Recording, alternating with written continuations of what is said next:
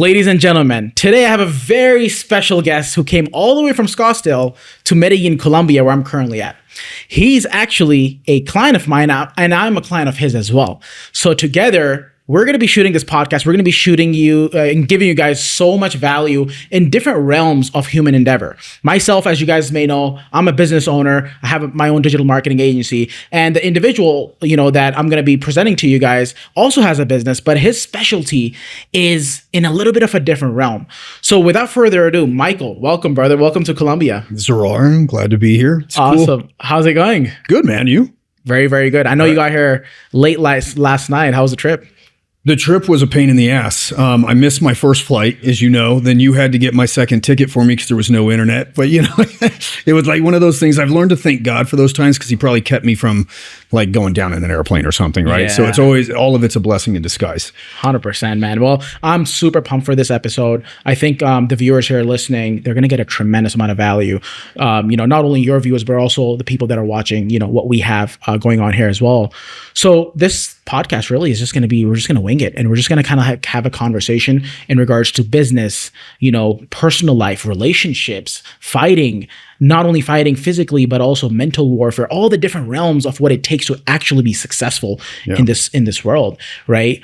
So Michael, if you want to give maybe a high level overview of who is Michael, who is this person, that you kind of like, you're a very unique, interesting person. We're going to link his Instagram, by the way, down here. He's one of the fewest people that you will ever see. He's the most unique people in the world. So Michael, if you want to take it away.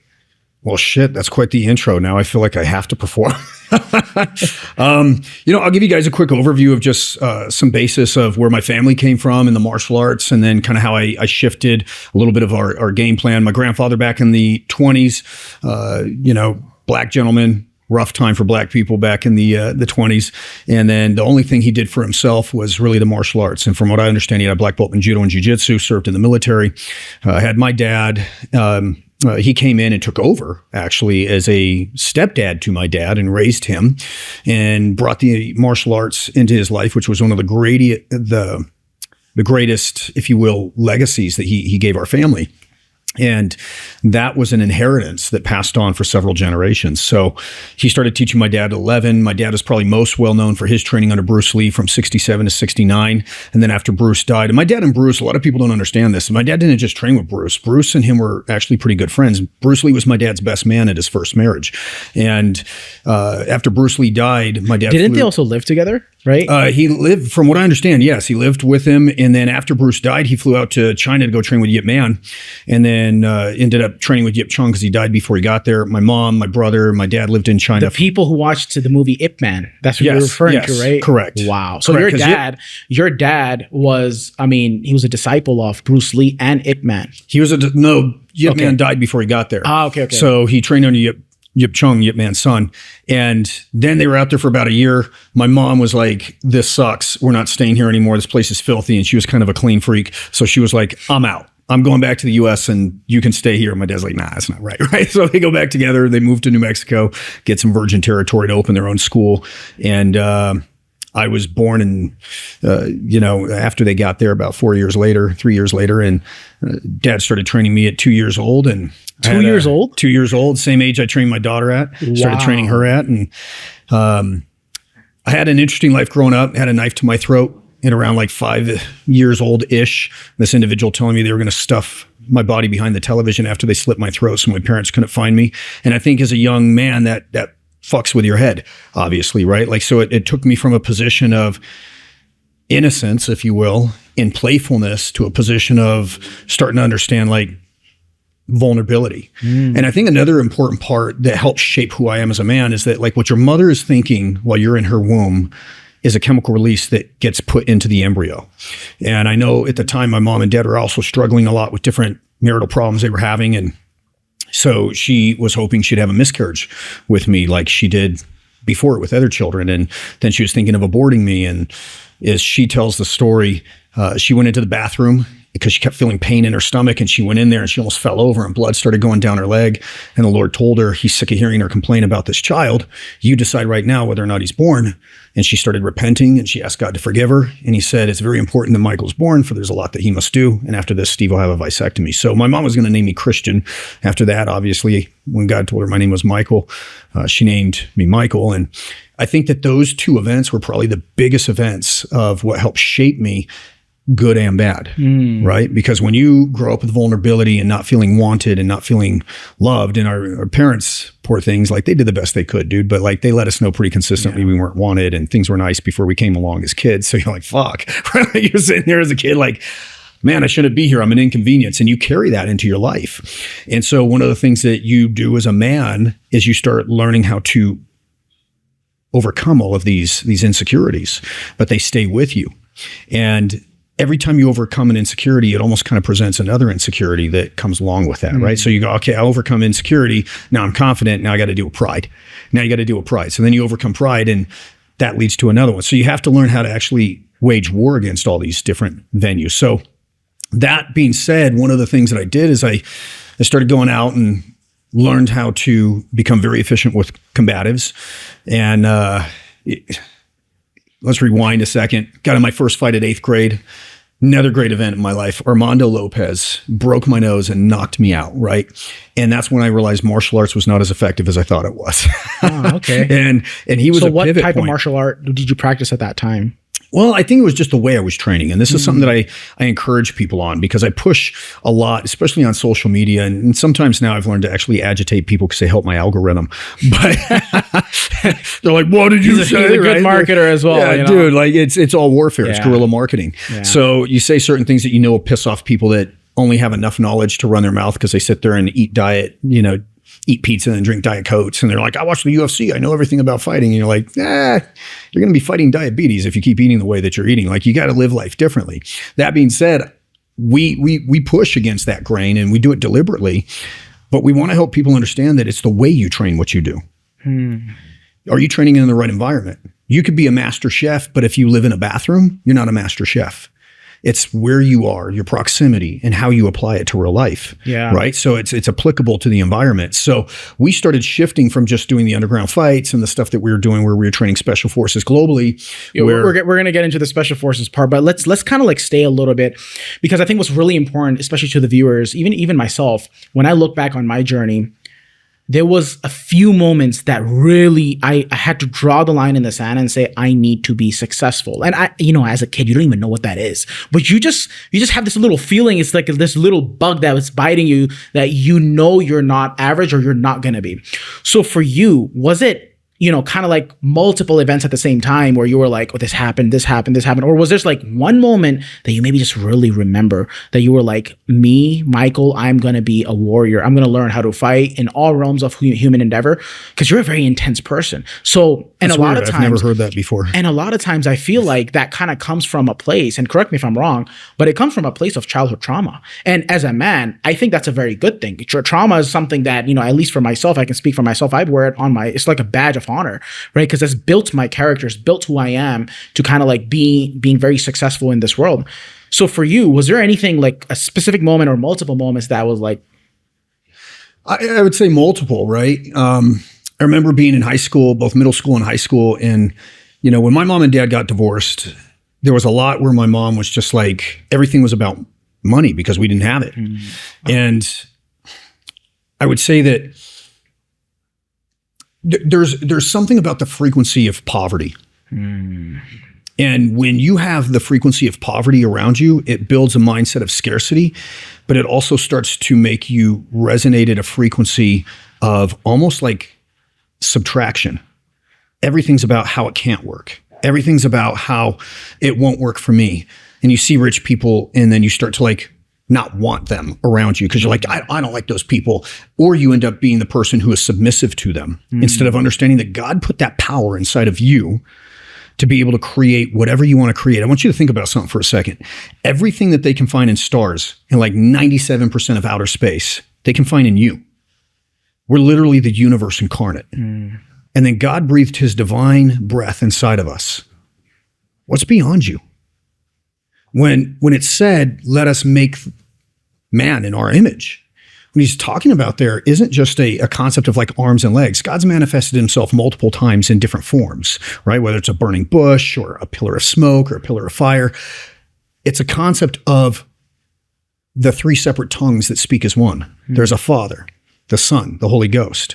If we think of our brain, the internal dialogue, right? And then the spirit of feeling, now you can create reality. But when you come from a place of feeling impoverished, when you come from a place of feeling scarcity, the bridge between imagination and manifestation is feeling. If we don't guard our feelings, which is tough to do, especially as men, then we end up creating the manifestation that we don't want. And I know for myself, there's been relationships where I've been in where I've sat down and been like afraid of losing that person. You create it, right? So it's kind of like the more you try to chase, the more it runs away from you. That, and I would say that the more you focus on the fear and give your attention in the mind's eye to that, you will manifest it because you're made in the image of God. You are not God. I want to make that very clear. I'm not saying that, but what I am saying is that you are God-like. The fabric in which you are made and which you are cut from gives you divine power to create, whether you're aware of it or not. People go, I'm not creating anything, just everything sucks. And then you look at their life and everything sucks. It's because they're creating it.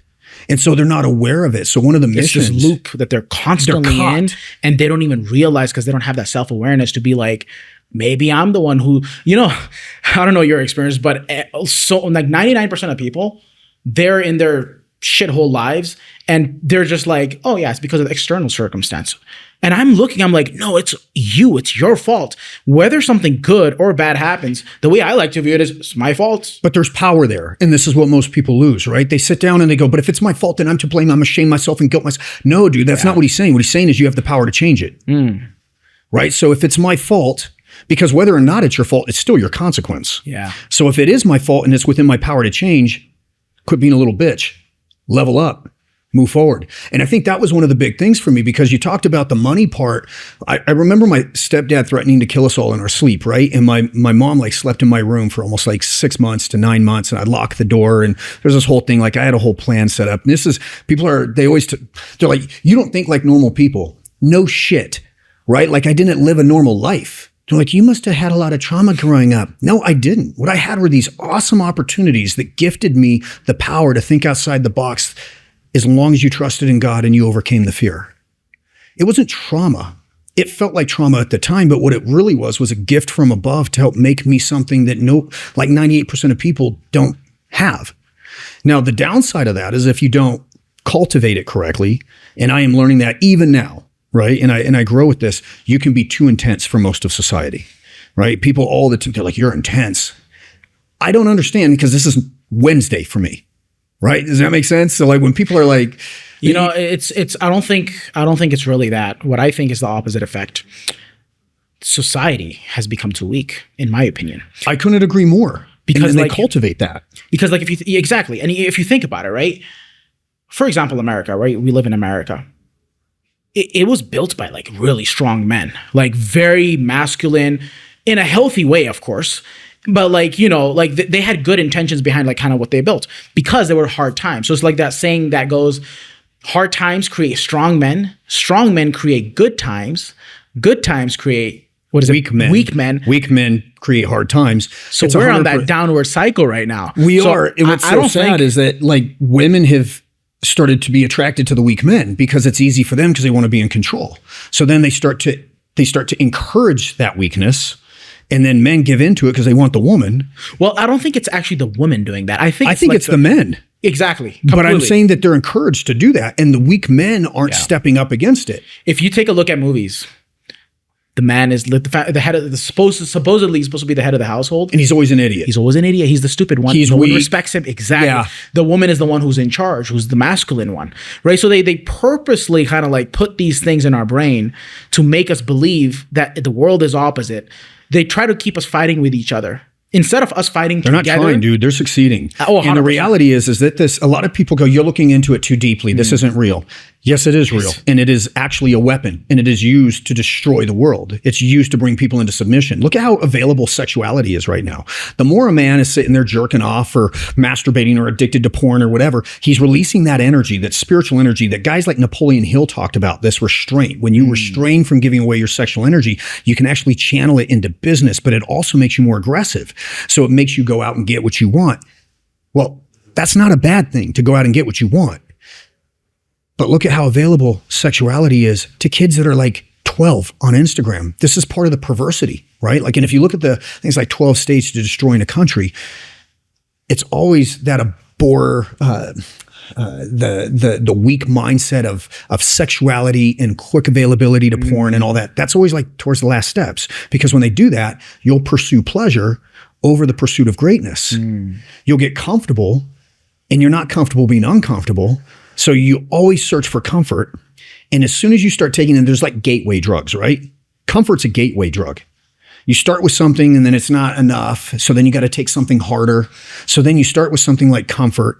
It's not enough. So you got to actually get into something that gives you more comfort, and that's not enough. Then you got to go to the next level of like a drug. Yeah. And so when somebody comes forward who's intense, because they submit themselves to pain regularly so that they can choose the pain that they have versus the pain being chosen on them. Now, let's talk about that a little bit. Yeah. As a human being, your life is always going to be painful, whether you like it or not. What Michael's suggesting, you choose your pain versus the pain that is going to be chosen on you. What I'm referring to is that you choose activities, despite them being painful, that lead to habits of success and greatness. Discipline is one of them. Discipline hurts in the beginning, but then this is why I believe guys like Jocko Willink talk about but it's the path to freedom. Getting up in the morning and controlling your mind and exercising and submitting yourself to cold water or anything discomforting, you got the hardest shit out of the way first thing in the morning. Everything else is easy now. So when I sit down and I go, making sales calls is hard. No, it's not. Being homeless is hard. I know. I've been homeless. And that shit sucked, right? Like your energy goes down, your personal belief about yourself goes down. But when you sit down and you start going, man, what's the next level? The next level is always some type of pain threshold. You'll measure everything against your last pain threshold. When I got hit by a car on my motorcycle, it sucked. But when I went into the underground fights, the stick fighting didn't hurt as much. It was still uncomfortable, but it wasn't as bad as getting hit by a car. Wow. So we want to pick something that's greater so that when we deal with life, it doesn't hurt. Yeah. Amazing. Does that make sense? 100%. And I'm sure the viewers are getting a lot of value. By the way, if you guys are watching this, you guys, like, comment, subscribe to this channel. We're trying to bring a lot of very valuable, guests here on this channel. So hopefully you're enjoying so far what we have, and we're just starting off. Michael, I want to touch on one point you said, homelessness, right? Being all the way at the bottom, kind of like off society. And I want to talk a little bit about how you felt, but then also like shit. But then also, but I was thinking how like you shit. Rose towards the top, where you're a millionaire. Literally, by the way, we all live in the same kind of complex, and the ex-CEO of Pepsi also has a penthouse there. So you went from homeless, car, to all the way to living with the ex-CEO of Pepsi. Let's talk a little bit about the journey, because I also have a very similar journey. I didn't sleep in a car, but going from nothing in a third world country, being stuck there, having to take 2 flights to get to the United States of America, working from nothing into also living in that amazing complex with the ex-CEO of Pepsi. Let's talk a little bit about how we felt in the beginning. Feelings are the bridge between imagination and manifestation. So that was the problem. Lacking discipline over feelings. There are different pivotal moments in our lives that we learn from, whether it's a breakup you're going through, money problems, your spirituality. If we don't learn how to master our feelings, and oftentimes it's the end of that thing because you didn't master your feelings. Then afterwards you go, well, shit. Okay, here's the lesson I learned, right? But at the end, it's always about mastering your feelings and then applying it with discipline over the mind's eye. There's 4 ways to experience life: the vision, the voice, the visceral, the vibration. The vision, it's the media in the mind. What are you picturing? Next, how do you associate yourself to that, right? So actually, what's next is the voice. It's the internal dialogue. And I'm going to actually bring this from a stance of like Christianity. In the beginning was the Word, and the Word was with God, and the Word was God. People read that, but they don't understand what it means. God's internal dialogue, in essence, is Christ. The internal dialogue. We were made in the same image. Internal dialogue is literally everything. Well, and the Savior of humanity was the Word made manifest into flesh. The voice that you have in your head will be either destructive or helpful to you as you are living life. Completely. And this is something that recently has really started to rise because, as you know, I went through some major life changes lately, and it's really made me question a lot of things and look at a lot of things differently. And I started going, man, what was the difference between homeless and becoming a pilot? What was the difference between like not being able to afford the basics of life and owning a helicopter? What's the difference between everything that we want to be and what we're not?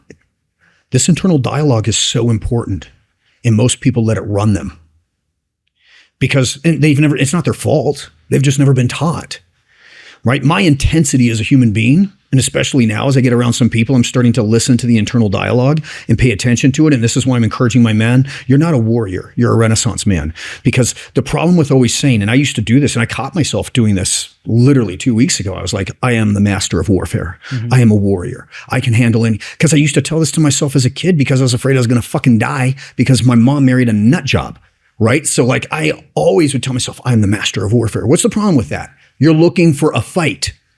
You're looking for war. If you're looking for it, you're going to get it. You're going to get it. You're going to get it. The reticular activating system, the way that it works, and it's fascinating for those of you that don't understand it. When you buy a car, all of a sudden you'll start seeing that car everywhere. Same red car everywhere. Place. Correct. Why? Because you identify with it.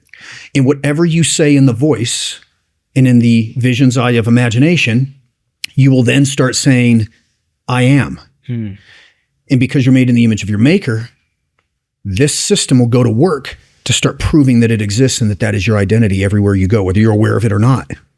So when I say I am a warrior, it will go to work to manifest things inside of the world that you can't see. And we'll talk about the knowledge circle here in a minute because there's things that you don't even know that you don't know. Yeah. And so you start looking around and it starts coming to you to manifest, to prove that you're right. I want to talk a little bit on the business perspective, right? What you're just saying is so important, that self-talk. We all at night, we all lay down, and maybe we don't want to admit this, but it's actually true. Every single one of us, including myself, till this day, we still have these self-doubts. We still have these, can I do it? Am I worth it? All these things that still come into our brains, right? I want to interrupt right there just real quick because I think what's so important is that you're talking about this, but I don't know if your audience knows that like you and I, and hopefully you don't mind me sharing this, but you and I were talking yesterday, we were having cigars and I was like, what are you on track to make this month? And you're like 1.1 million. And I'm like, hey, right? Like, that's freaking dude. And I just knuckle bumped you. So here's a guy making 1.1 million. Some people don't even make that in a year. And you're still having this negative programming that you have to put in check. So when you sit down and you're thinking, man, we just made 80 to 100 grand yesterday. And then you're going to bed and you're like, can I sustain it? That power of expectation becomes an attachment to the feeling. Mm. So that's where we have to kind of go to war with that, but not necessarily go to war all the time. But when it's going to destroy you, you do have to go to war. You can't go, I don't like the word war.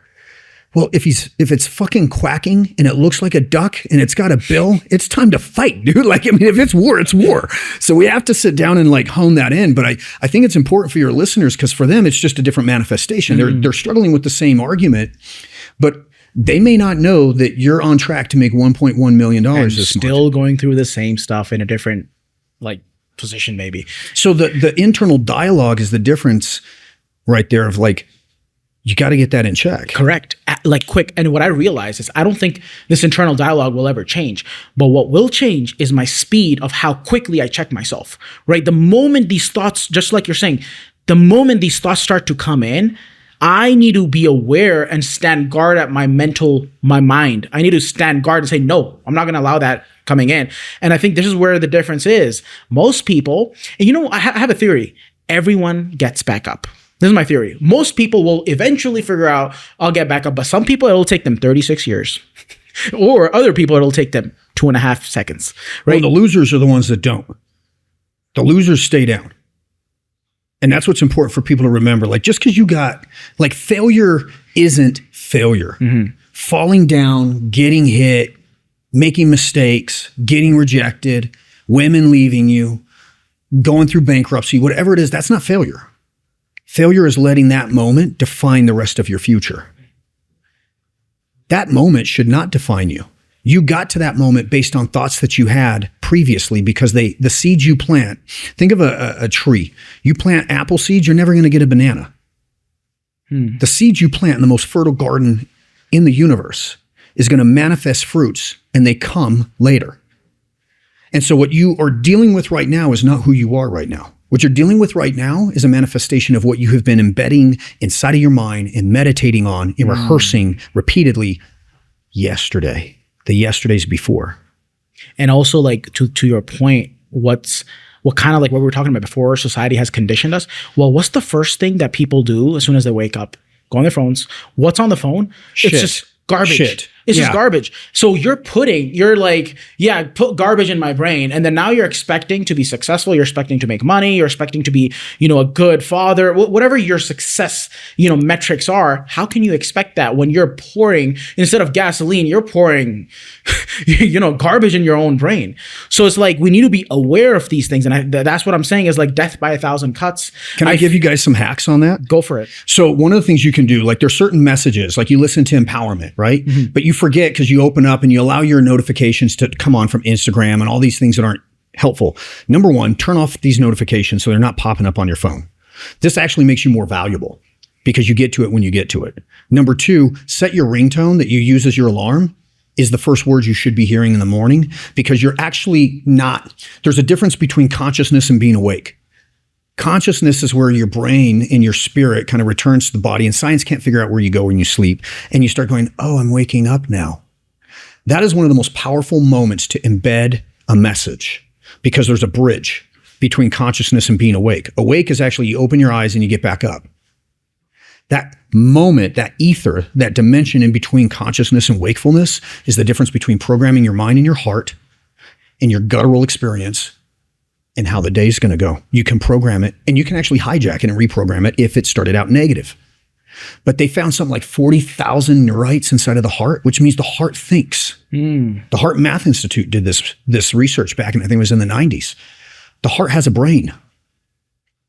The brain has a heart. How do you go from where you are to where you want to be? You got to program it and you got to do it deliberately. So as soon as you wake up, don't think of all the things you got to do. That's why you can't get out of bed. You're exhausted before you even start.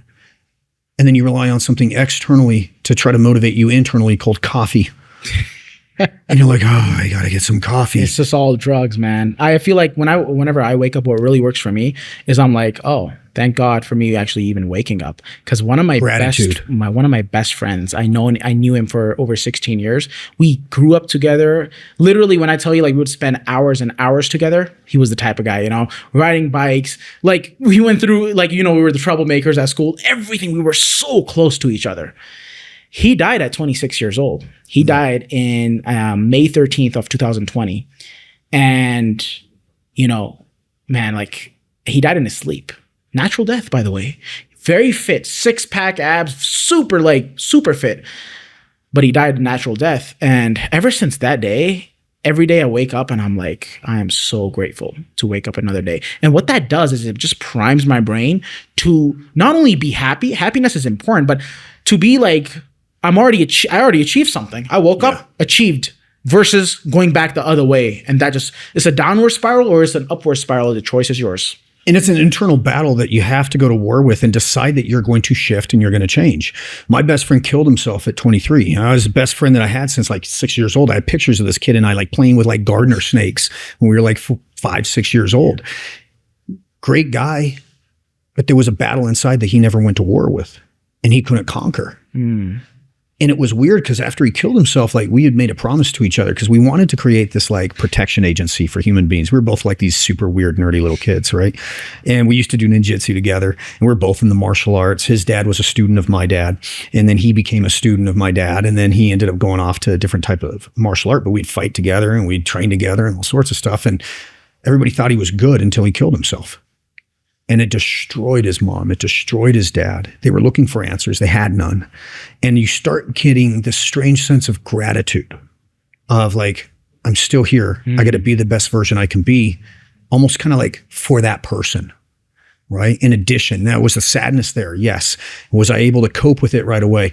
No, dude. Like, if you haven't noticed based on some of my stories, there's been some fucked up things that have happened that like don't make you face your feelings right away. You like put that shit off and you compartmentalize it. But you chose to still look at the positive, right? And I chose to look at the positive. That matters. And that's what I wanted to give to him and his mom and his family. And it was probably, 2 years ago that I finally actually dealt with some of that stuff. Wow. That's powerful. And that happened when I was 23. So us programming that first part of the morning to be grateful and then to go into voluntary discomfort, that's the gift. And if we execute it with precision and not get in, like, there's a cold plunge at where we live, and I see kids get in there and they're like, oh my goodness, it's so cold. They're missing it. That's not the point. The point is to get in there and not allow it to have power over your emotions, your feelings, your face. So Michael, you're a very interesting character. Helicopter owner, but not only owner, helicopter pilot. Bruce Lee, your dad trained under Bruce Lee, lived at his house. He was the best man at his wedding. I mean, that's amazing, right? You've trained special forces people. Have you ever killed anyone? Are you in the special forces? So let's answer the second question. So the concept of being in the special forces, the short answer is no. The answer is no. Okay. But I'm good at breaking the human body, so they keep hiring me to come back and help them. And I've had the privilege of working with everybody from the 512th Rescue Squadron to the 336 SEER School instructors in Fairchild. I got to train the Ecuadorian Special Forces, the defense minister's bodyguards, and their Navy SEALs over in Ecuador. And I got to also work with the tactical response team in South Africa. Had the privilege to train the Department of Corrections down in Florida, and over 19,000 officers got our approach disseminated to them. Had the privilege to work with some really amazing human beings around the globe. Wow. Okay, so you are the instructor of some of these special forces people, Correct. Navy SEALs.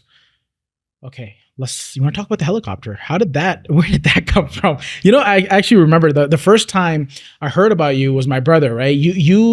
Him, and your girlfriend at the time, you guys were all in a sauna and you guys had like a long conversation. And he told me, man, there's this guy who lives in our building who owns a helicopter.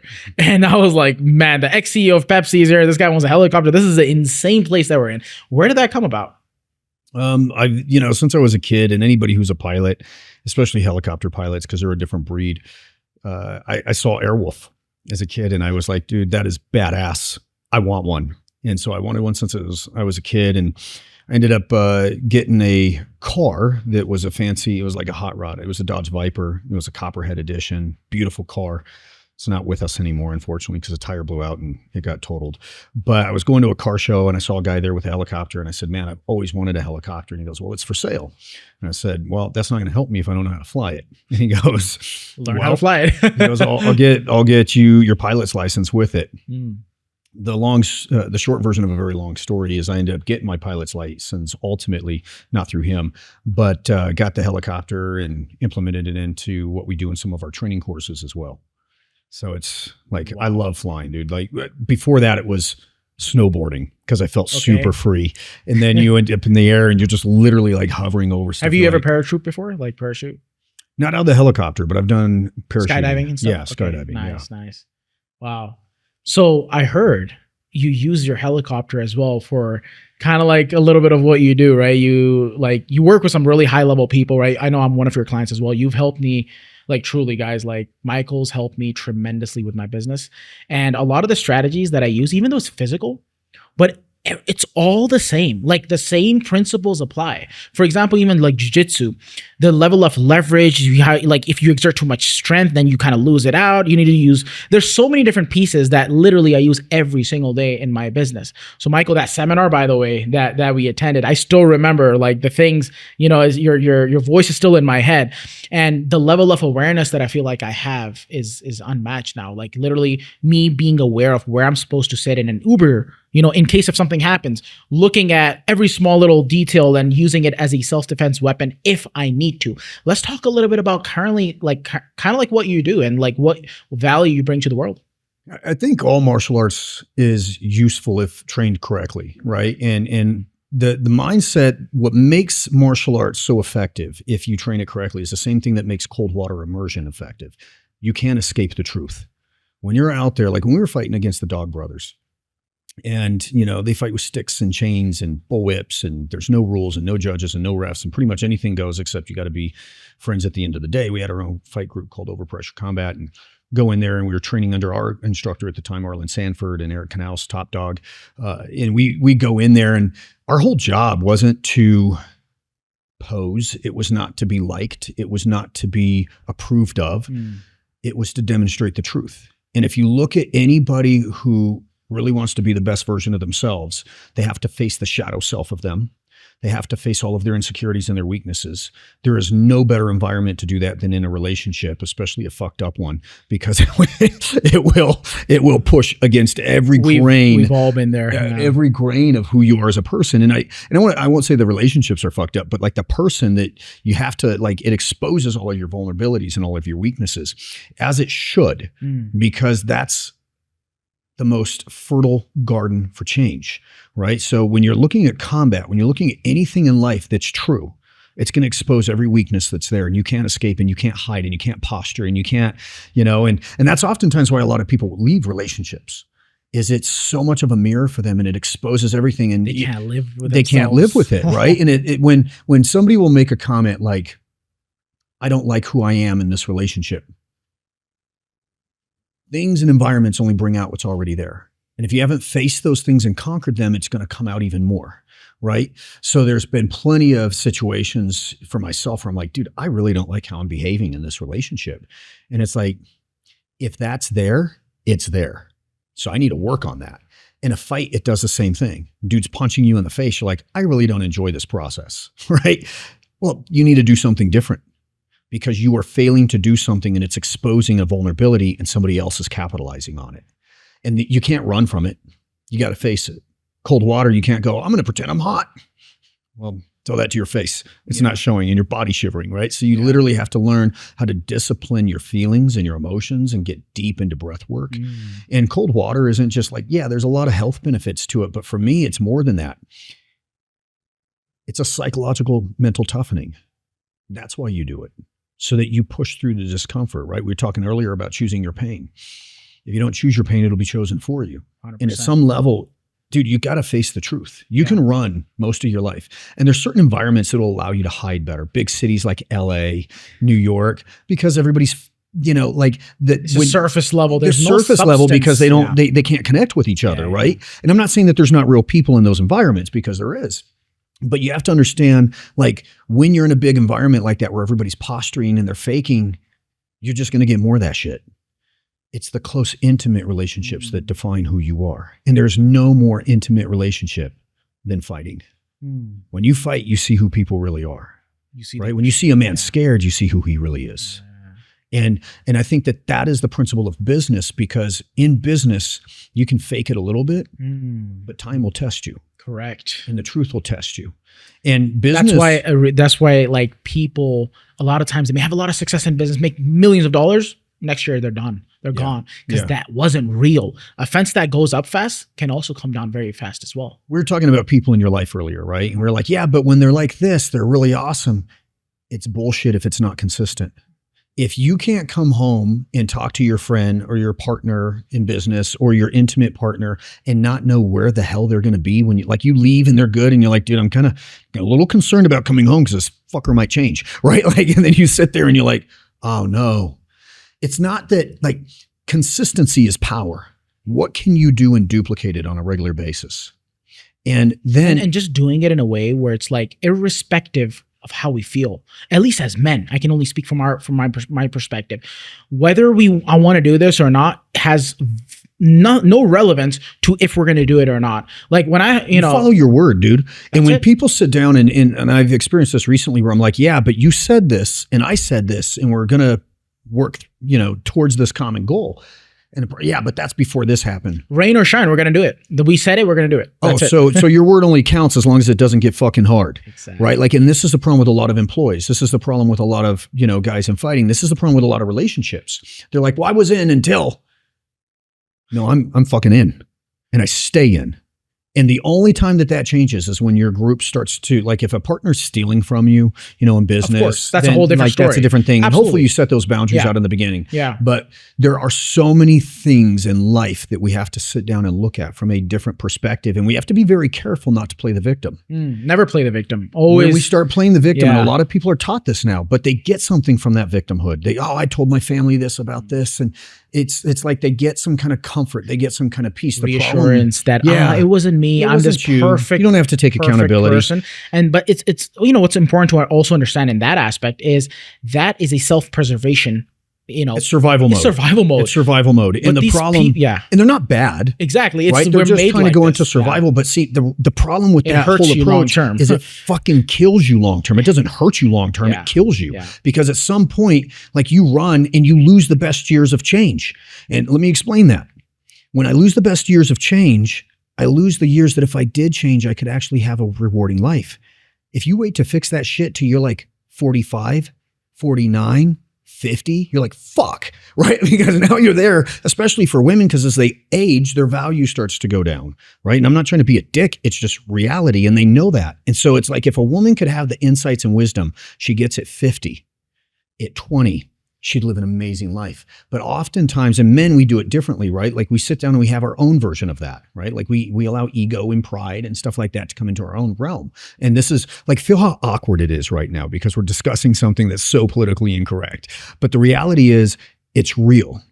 In the moment that we face the accountability that we can change, the moment that we start accepting things and we surrender what we can't control, we accept the things that we can't change, and we move towards the accountability of ownership, what happens? Well, we become empowered again. Victimhood doesn't give you any of that. Victimhood goes, it's not my fault, and this person did this, and this, and that, and I drive it up, and they just elevate the victimhood. And I caught myself doing this recently. In fact, you and I were having a conversation about this. And there comes a point where you just have to quit being a little bitch. You actually have to sit down and go, you know what? What if this was 100% my fault, all of it? And at first that's uncomfortable. But that's liberating. But it's so freeing. All your stress, the shoulders, you can just relax. Everything's my fault. Everything's my fault. Whether it's something good happened, my fault. Whether something bad happened, my fault. Every single thing. And here's the thing, right, Michael? That's very delusional of us saying that. But here's the thing. What's the other alternative? Are we going to continue to delude ourselves in something that doesn't serve us? Or are we going to delude ourselves in something that actually serves us to the highest level? And that's the problem, right? Because the moment that we sit down and play the victim, it feels good for a second. Exactly. But ultimately, dude, it's fucking disgusting. And it makes you want to choke on that vomit. Yeah. Because when you're sitting there bringing all that stuff back up, like, and then you just keep doing it. Like, it's just shit coming out of your mouth. Deep down, every single person knows that they shouldn't. They know it all. Everything. Even like what you said, right? Like, I realized human beings have this amazing bullshit detector sense. Even what you said earlier, politically incorrect. But here's the thing. Every single person watching this, everyone knows deep down what the reality is. They know. They're all nodding their heads. Yeah, you're right. But maybe outwardly, they don't want to say it, right? Because their job, all these things, they're scared of all, they're scared of society. They're scared of what's going to happen. Especially men, right? Like, I remember I was dating a girl before, and we went to this event, and they were having a pull-up competition. And they're doing pull-ups, and all the guys are sitting there, and I could tell every time, like, 4 pull-ups away from the dude quitting, he'd start looking at his muscles, seeing how they looked. And next thing you know, within 2 to 3 pull-ups, he's like, whoa, and he's like shaking and everything. It's because we care too much what we look like. And the girl that I was with, she was like, you should go do it. You should try it. And I'm like, nah, because they're going to have a workout. She's like, no, do it. So then I was like, all right, whatever. And she wouldn't stop, which I actually appreciated about her because she would push on stuff like that. So I did it, and I won the pull-up competition. And here's why. It wasn't necessarily because, in my opinion, that I was stronger. Let's just break this shit. Like, that I was stronger than all the guys there. It was that I didn't care what I looked like. Correct. I didn't care how ugly it got. And this is why a lot of times as human beings, we don't take accountability and we stop being willing to put out the effort because we want to blame somebody else. And that challenge becomes the fact that we lose control of our lives. We're fighting so hard to hold on and to keep control. Yeah. And we're losing control in the process. I can't tell you how many regrets there are in this world on people's deathbeds for just what you just said there, is thinking from a perspective of how do I look in front of this person versus I don't care what you think and I'm going to do everything that I possibly can that is in my control. You know, Michael, there's a reason why we all admire the people who take the path that no one else takes. We all admire them. But then when it comes to us, we want to just fit in with the crowd. We want to be like everybody else. But we admire the people. We know that person who took the path that no one took because they had the courage to do so. We all admire them. But we were going to do the complete opposite. Makes no sense to me. I don't know. Well, you know, we forget in the different environments, like in fighting, I'm really good at this, right? But I found out in certain areas like matters of heart, I wasn't. Right. And one of my biggest things that I've learned recently is that, like, I think one of my biggest challenges that I've done in relationships that I didn't realize before because I wasn't owning and taking the full accountability that I needed to do was I'd be like, yeah, but you did this.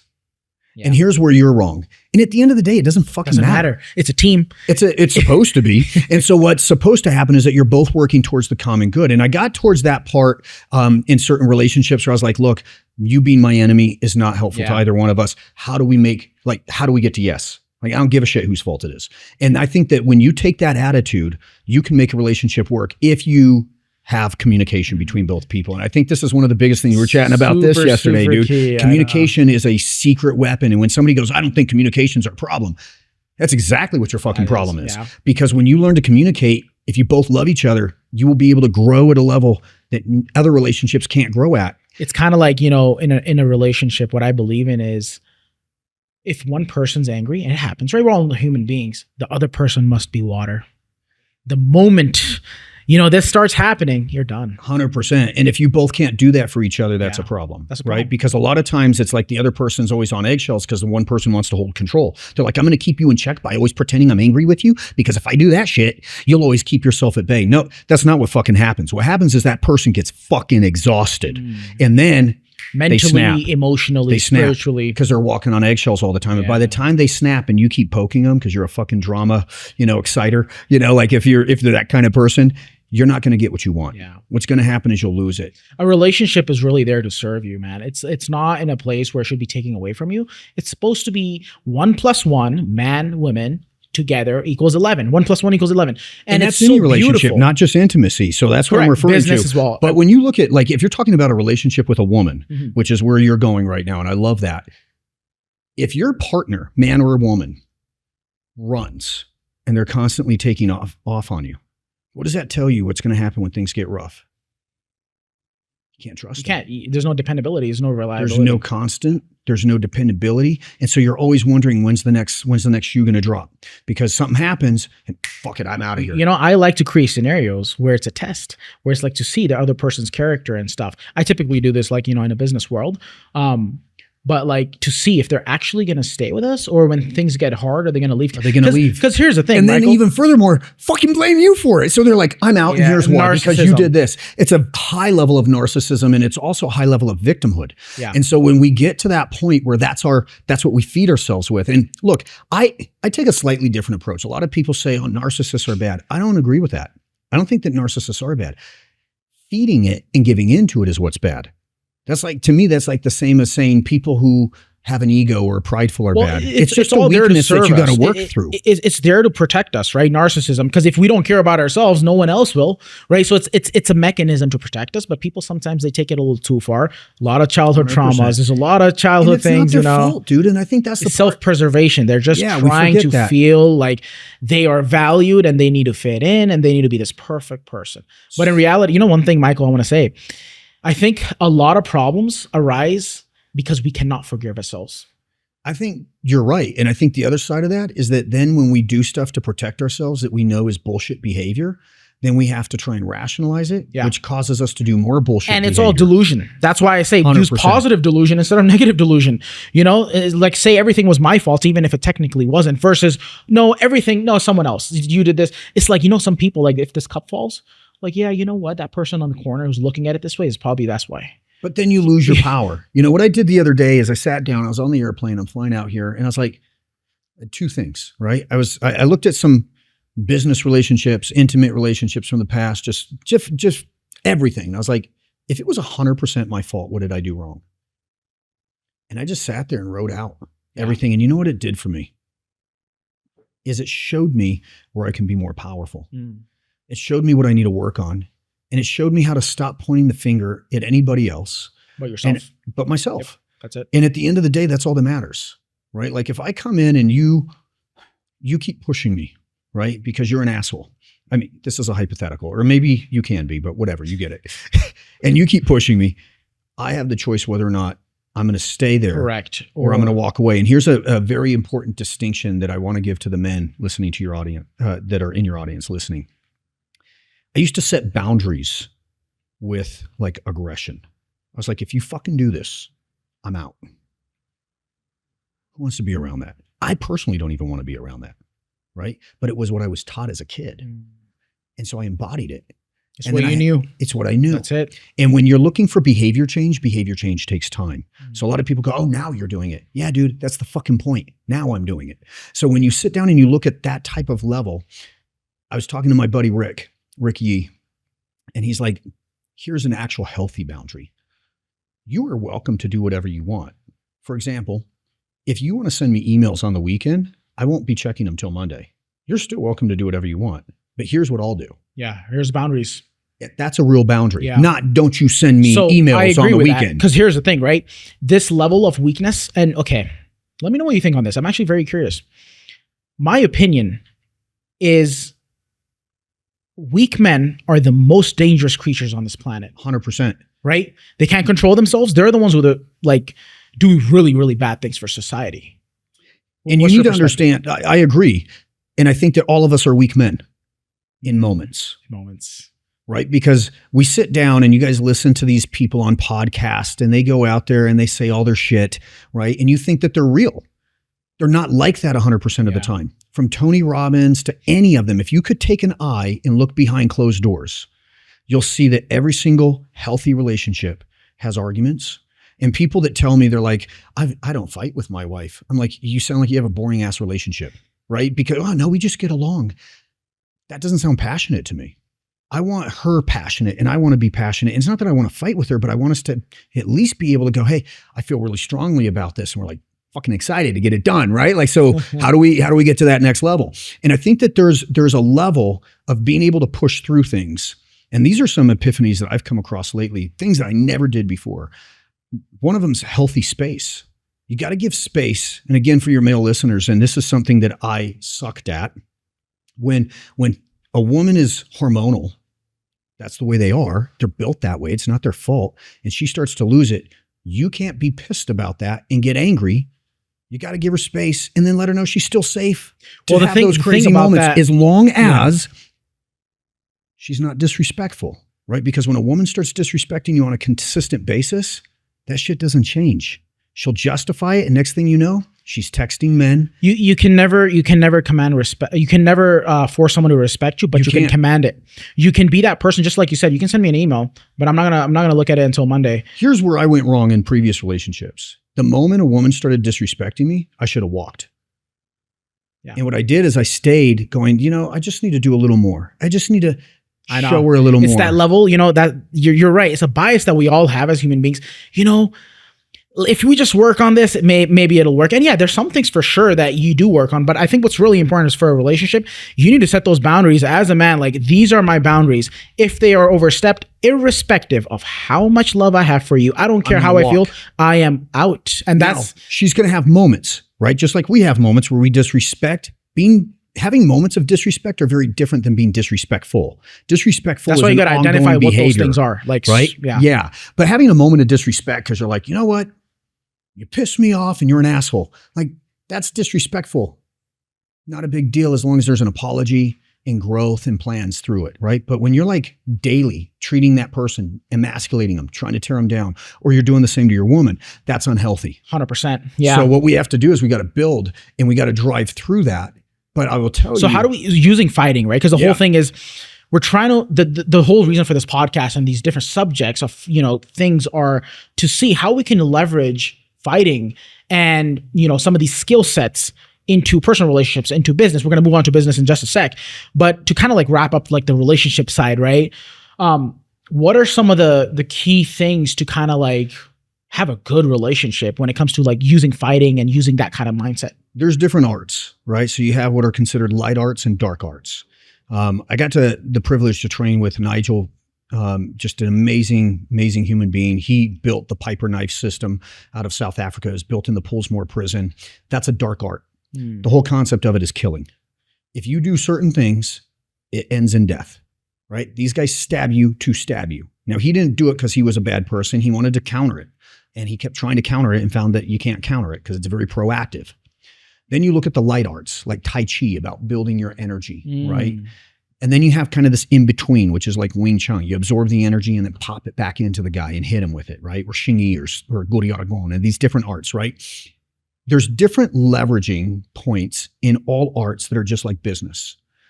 They're just like relationships. You absorb the energy and you deliver it back to the person, or you deliver it like a keto and try and get away. The problem with having a dark-minded perspective is if your application of what you are doing in a relationship or business or anything kills the business or relationship. And here's how it does that. It builds separation. It builds people walking on eggshells. It destroys communication. It does not create ascension and cohesiveness. That I would say is a dark art. Gotcha. Okay. And that if you were doing something where like you guys have bad moments and you kind of like you pull it and then you're like, but you're not gonna take you. You're not gonna beat the other person up physically. It's just honey's having a bad day. Wham! Like and just knock the shit out of her. That's not the idea. It's just a way of thinking. Hey Clement, by the way, do you have a knife? You wanna? Michael wants to. I think he wants to show us something after, like a steak knife. But if you absorb. Should we wait a second? No, it's fine. Let's just do this. Like, yeah. If you absorb the energy and the strike becomes love. Yeah. Right? So you take that energy that's bad and you pull it in and then you press out love. You take the yelling and screaming, you pull it in. That's a bigger one. The most. Okay. So real quick before you start, yesterday me and Michael were having dinner, right? A steakhouse. He just got here. We're like, let's go eat. And he just pulls out the steak knife and he just starts to do some crazy stuff with it. It's funny because I used to do that stuff all the time. And I realized that a lot of my, there's some life changes that I've been going through recently. And I noticed that as you sit down, you start shifting your behavior to try and accommodate environments and people and stuff around you. And then I just recently over the last week, I was like, fuck that. That's not who I am. Like I am this type of person and this is what people love about me. Regardless if they do or don't, that's who I love about me, right? So when you play a game of whether it's blades, fighting, business, whatever, be you. Because at the end of the day, you're going to get fucking confused. And you're trying to be everything that this other person wants you to change into. And then guess what? They fucking hate you anyway because they liked who you were. So you got to just be yourself. And that's one of them is I always used to pick up the steak knife. You want to show us a couple magic tricks? I'm not sure that's a good idea with the mic here. I'm going to end up cutting your mic, It's not a magic trick. Oh, I was just joking. This is, we talked about Piper. Okay. And this is the hummingbird technique where they kind of use it. I'm sitting right in front, by the way, guys. Yeah. Hearts open now. So what these guys Let's get that recorded. Let me actually steal you real quick and I'll show you. Oh. Do we need to modify the camera? Okay. So this is it's really funny. This is, Nigel does this to me when he first meets me. He sits down, he goes, Michael, because I brought these aluminum knives. And he's like, that's cool. And freaking throws it and brings out a steak knife. And he's like, all right, this is what we train with. And I'm like, okay. And so the dude sits in front of me and he's doing these movements. And that was the first thing that he did to show me that he liked me. Because there's a big difference between doing this and this in the end result. But the movements are very, very subtle. And so the hummingbird technique is almost like and I don't know if the camera's getting this out, but it's a way to purge you, right? So you're moving here to move in that direction, and then you spike him, and then you heart stab him. And Piper's wicked, right? And these dudes, they play the game so cleanly. And I mean, we're black, right? Sorry, Clement. Almost got him killed. No, but you see the difference, right? And so the guys, they play the blade and they move it from side to side. So if you grab this wrist, they'll shift and then they'll still catch you, right? And that's kind of the point. So it's almost like, you know, I'm moving and I can stab him or not stab him, but he can stop it and then you can catch it, right? And then he stops it. Stab. And then if I link here, see how I just follow the track straight and do his neck. All right, so it's different. Thank you. Yeah, no, thank you. So that being said, he's like, I'm not doing that again. Never again. But it's like, it's business. All of it's business. Yeah. You can give them love or you can give them. Let's talk business, Yeah, right? let's do it. So like yesterday. I love how he just moved the knife totally away from me. He didn't move it over to my side. He just moved it far over there. All right. So look, for business, Probably right? not. We were talking about it yesterday. So, you know, we had a pretty long conversation. And I mean, as you guys know, Michael helps me with a little bit of, you know, fighting, mental stuff, getting my game right. I help him a little bit when it comes to business, helping him make money, helping him systematize his business. And yeah, I'm just going to jump in because like we're sitting there and we're looking at some of the DM setter stuff and we're looking at some of the sales stuff, right? And he's like, oh, no, don't do that. So we shift like 2 subtle shifts and we start targeting differently. And then we start talking about business. If you guys aren't working with his team, you're an idiot, right? Like you need to work with his team. They're freaking amazing. So we go in literally less than 24 hours, have a $60,000 $60,000 inside the pipeline, right? And so it's literally we were sitting down talking, and I'm like, here's what I'm doing. I'm diving 100% into my business, right? And I said, and I really right now I want to focus on this. Yeah, Zarar, so help me out. And he goes, okay, how much are you making now? Okay, we can do that in 3 days. Right? We looked at what's coming in a month. He's like, we can do that in 3 days. And not only can we do that in 3 days, but I think that we could actually quadruple that in 3 days. And so he starts laying out the blueprint, part of which we're executing tomorrow. And I'm like, oh my goodness. Like I'm almost kicking myself because we have this relationship. We've been working through things, me training you and you training me. But it's that part where you're like, oh, student come to master. Like I should have been asking before on this specific area because I forget that you guys are not only well-versed in sales, but also the delivery and also the acquisition, right? And my main mission this month, and I told you this, was how do we dial in the high quality lead part? Because that is every business. If you don't have leads, you don't have leads, dude, you don't have shit. So if you don't have leads coming in consistently, good quality leads, that's a problem. 100%.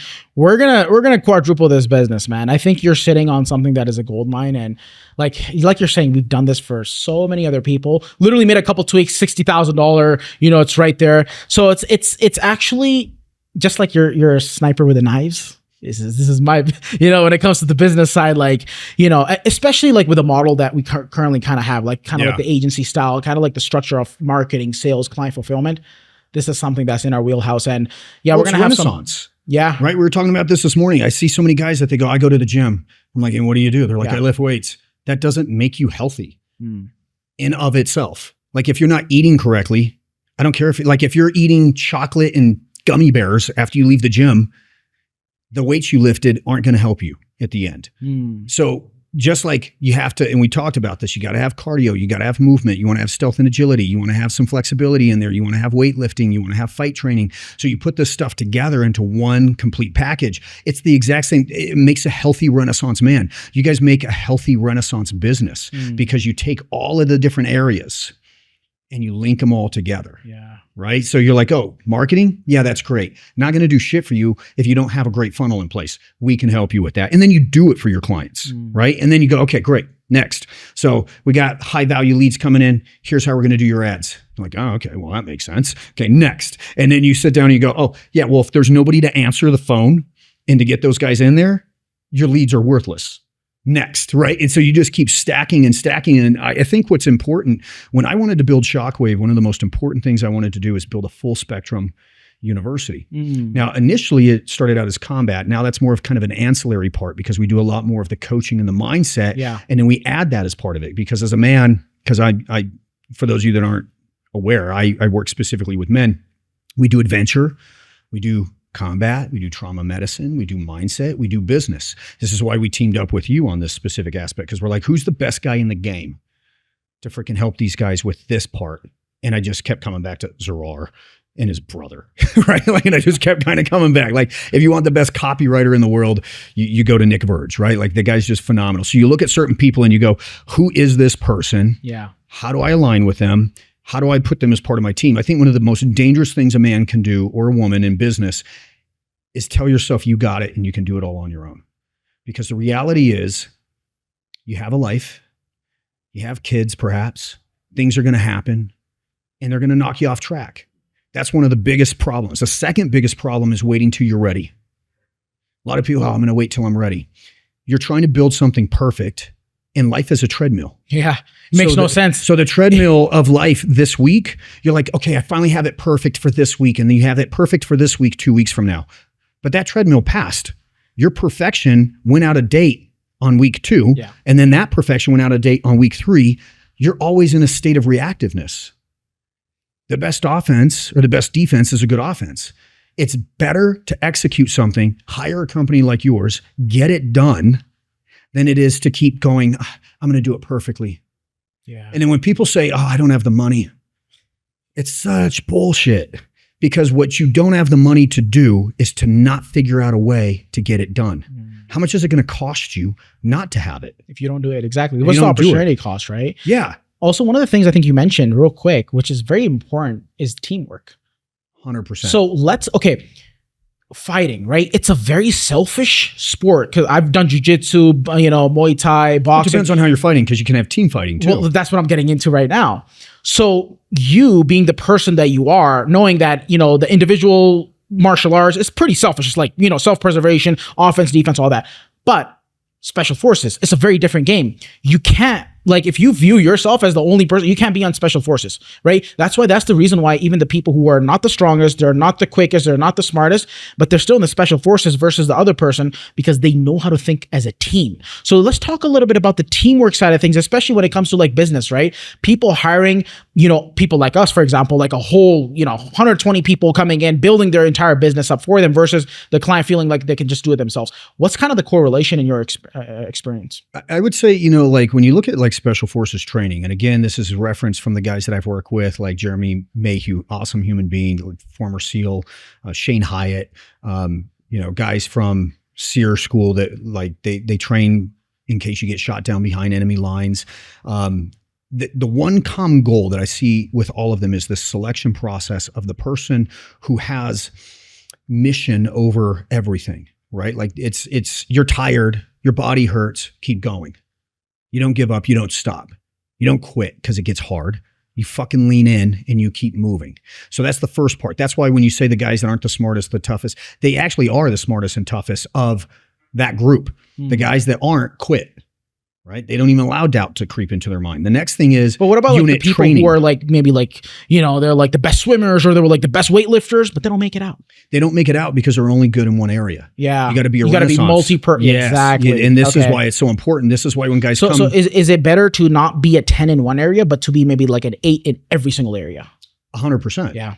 100%. And I think that what's important is that there's areas where you may be a 2. And this is why the team is so important, because the guy that's good at breaching, he has a specific task, but we also need to be able to shoot, right? And I've had the privilege of working with so many different individuals that are amazing human beings. The team matters, but also you got to pick the right team for the right mission. So if you hired my team to help you with marketing, I can relate it to the tactics and so forth, but the experience that your team has is why I came to you, right? So it's like when you sit down and you start looking at what is the mission and what's the right tool for the mission. One of the biggest questions I always get from people is they say, what's your favorite weapon? I'm like, the one that's available. right? That might be that thing I showed you last night that they stick the receipts in. If that's all I got, I'm going to use it. Right now, it's this nice mic. Well, you took it from me, you fucker. So now I can't get it. But I said the mic, not the knife. I'd use the mic. Yeah. But it's the right weapon for the mission, and the right weapon for this mission is the right team. Right? Like teamwork. Is a lot of people, teamwork makes the dream work. Well, the right team is everything. Is what matters. The wrong team will set you back. That's another thing. Correct. We don't talk about the wrong team's going to set you back. Dude, how many people have I told you over the last 3 months I hired? So yeah, exactly. You mind if I go into it? Just don't use names. Oh, of course not. He brought up setter, closer. I'm like, yep, fire him. This guy who did the ads, fire him. Everyone's just gone because like the standards we have at Launch My Agency and our team is like really up there, right? Because when you come in, like, I mean, look at it. Small little perspective, small little changes that we just tweaked. $60,000 deal in the pipeline. So. And this is just the beginning. I mean, you just got here a few hours ago. It's awesome because I think that there's so many things that, like, when you align properly, it's not about one thing, but it's like multiple things kind of lined up. When the stars align, it's alignment. Yeah, exactly. Right. It's getting in. You have to understand the difference between when to strap the helicopter onto you and when to not fight the current and go with the flow. And that is discernment. And so, when I was first learning how to fly, I talked to Colonel DePoma, a really amazing human being. He's a friend of mine. And I was like, dude, like I get up in the air and the wind takes me everywhere. I mean, it's so humbling, right? When you want to talk about like a challenging thing, this is why when pilots, like you want to know you're in a room with a pilot, just get in a room with a pilot. They'll tell you, right? Because it's the hardest shit you'll ever do in your life. And it's one of the hardest things I ever did. And I've done a lot of hard things. So when I sat down and I was like, dude, I can't hover. It took me 15 hours. Like I was not doing well. And I'm like, dude, I can't keep this thing solid. And they're like little tweaks. They're little tweaks that people tell you to do. And then you listen to this coach, you listen to that coach. But his that helped me, he said, you don't get in and strap into the helicopter. You get in and strap the helicopter onto you. And that was one of the most powerful things I heard. Because I'm like, stop flying the like you think you're flying the helicopter, but you really in your subconscious, you're like, the helicopter's flying me. Yeah. Stop doing that. Fly the helicopter. But then if you try to take that same approach inside of a riptide, like some of the waters I saw in Costa Rica out in Santa Teresa, you'll die. So you got to know when to swim with the current. What's really important with teamwork is that your team will see things that you don't. They have a different perspective. Because they bring different experiences. The guy by the door is not the same as the guy that's a sniper on a roof. Very true. And that's the reason why I tell all the like people who are like, I want to do it myself, or I want to hire this other team.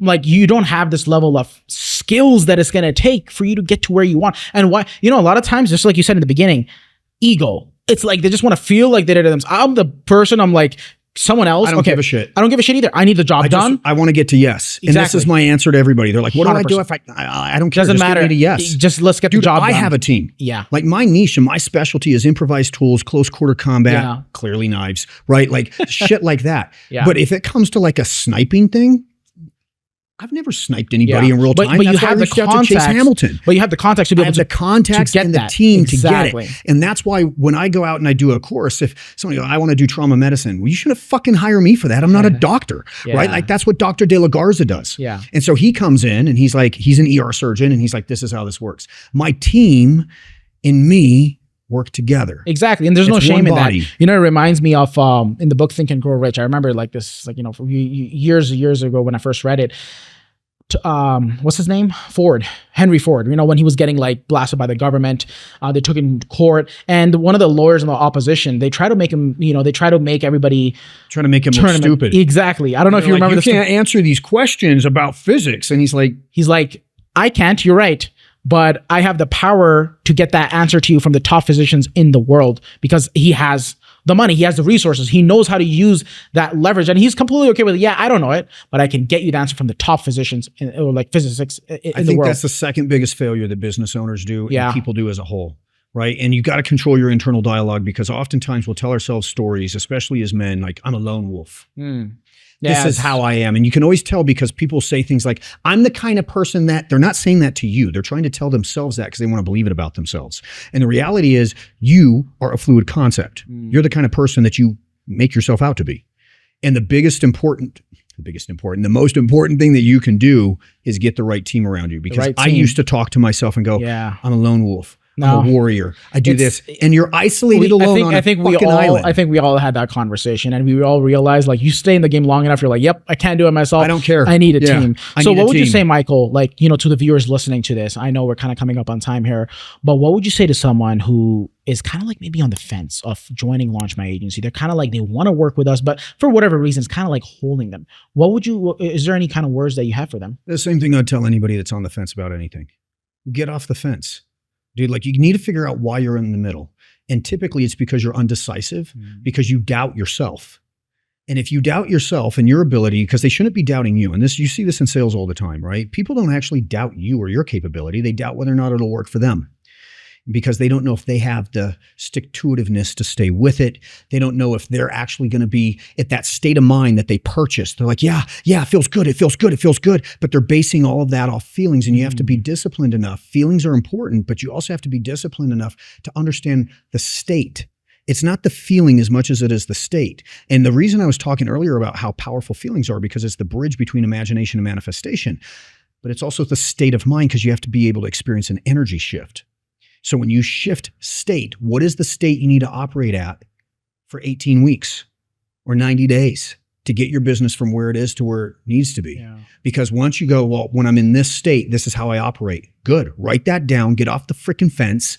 Start behaving that way daily. Because if you're like, yeah, I'm really going to stop being a fat fuck, and I'm going to start really getting myself into the shape I need to, until you bring out the ice cream, right? Dude, that's not helpful, because you're basing it off your feelings. And I'm not trying to be mean to people that are overweight, but like, at some point, like, maybe you should, It's the truth. Maybe you should do it to yourself. Completely. Because when you start building negative association to the way it feels after you eat 10 gallons of ice cream, you'll stop doing it. Yeah. The objective is to get to yes, get off the fence, get into the state of mind that you need to, which is that you're a fucking killer and you'll do whatever it takes. The same way you act in a relationship, the same way you do in business. When people go, I'm not good at business, or I don't have anything to say for myself in business after so long, it's because you're taking the same state of mind into every aspect of your life, your relationships, your business, your spirituality. You're like, I don't know what my mission is with God. Yeah, that's because you fucking give up on everything, right? So at what point do you actually stop doing that and you go, no matter what, I'm going to make this work? So if you're sitting down going, man, should I hire him? Well, the first thing I'd do, like, I'm always skeptical with hiring people, because I look at, are they getting what I want? Right? Like, I want to go to a homeless guy for financial advice because he doesn't live the way I want to live. He's probably not a bad person, but I just don't want to do that. I look at you guys and you're making, what's the projection this month? $1.1 million, right? Like, that's power. So when I sit down and I go, what is the thing I want? If I look at the guy doing it, that's the proof. I almost care less if you think you can get it from me, is I'm going to watch and see what you're doing for you. Then I'm going to sit down and I'm going to write out, like I did last night, how are you going to do it for me? I trust myself enough to trust that, like, even if I get 1 or 2 gems, I can still kill it 10 times. Like, I've spent money on courses that I already knew the content to do 2 things: to have proximity of power around people that think like-minded. Number 2, that I'm like, dude, if I just get one thing I believe enough in myself that I can actually get my money back. That's it. And so when I see a group like yours, that you guys have financing for people, you're willing to work with people, you help them, you grow them. I watched you on a call last night with somebody that was like, I'm really concerned. And I just watched, it was masterful. Like, I wanted to pull my phone out, but it would have been super distracting, and start recording you on it, because you were just sitting there talking to this person. And the way you were handling that individual's problem, if that individual took the same approach that you took on that phone call, they wouldn't be in that boat. The reason that they're struggling is because they're not mirroring you. Yeah. And I think Tony Robbins says it all the time. He's like, success leaves breadcrumbs. Dude, look at the people doing it, emulate it, so you can get the behavior. You don't have to understand all the details. But if you sit down and you go, dude, I can do one thing. If I could do one thing right, and it would lead me to X, you should invest it with the people that are where you want to be, and surround yourself with those people. And then you got to listen. And just listen. Right? You got to listen. And you got to execute. Wow. This is a very, very powerful podcast, Michael. Is there any last thing that you kind of want to say? And then also would love to give an opportunity for all the viewers listening of where they can actually find you. Yeah. So my Instagram handle is Shockwave Warrior. You can find us in YouTube under Michael Johnson, Shockwave. And, we have a lot of free resources to help individuals get to the next level of their growth, and how to take that same intense mindset to their life and push it through. But I would say, as far as leaving you guys with something that's impactful, stop allowing the world to tell you who you are. Don't go to other people to ask them for permission to be what God made you to be. Noah looked nuts to everybody, but God had a plan. So stop looking for that external validation, going and asking somebody, is it okay if I sign up for this course, or I pay for this? Or is it okay if I go live my life's mission? Or is it okay? You've got to start being strong enough, because this is how you exercise those muscles. Yeah. To make your own decisions and to freaking take action. And if you do that, instead of looking to the outside world to see if it's okay to be who God made you to be, you'll actually start living the life that you were meant to have. And when I do that, I'm in alignment with the current of God's path for your life. Stop fighting things. I had to learn this recently for myself. I used to chase after individuals and be like, no, let me bring you back, because you can't. You got to finally say, maybe this is God's will. I'm going to step back. And if that individual comes back into my life, business partner, whatever, relationships, anything, then fine. I'll consider having a conversation at that time. But right now is the time for space and understanding and listening. 100%. And we've got to get out of the external validation and start getting into believing in ourselves. The more you got to exercise self-belief. Mm-hmm. The more you do it by making hard decisions that scare the shit out of you. And for a lot of people, that's money. And you start getting into the process where you're like, nope, I am going to make this decision. And then there should be a voice in your head that's like, what if you fail? And you're like, this is the experience. Regardless of if I even got anything from this person, what I am actually exercising right now is my ability to push past that voice. The internal voice is so empowering. Wow. So powerful, Michael. You were gonna. Yeah, no, I could talk forever, dude. Yeah, that was he's like, shut up. Impactful. So like we actually did this podcast in two different kind of like structure, right? The beginning, the end. After the first half, the owner of the studio came to us and said, look, guys, this is the most impactful conversation that he's ever heard in this whole studio. So, Michael, thank you very much. And by the way, this is the first ever podcast interview that I'm doing. So this is the first guest of many more to come. But Michael, it was a pleasure, man. Let's make that hard to measure up. It was a pleasure, man. Yeah, it was a Let's pleasure. do our face off now. We're going to end it with a face off. I like it. Let's do it. All right.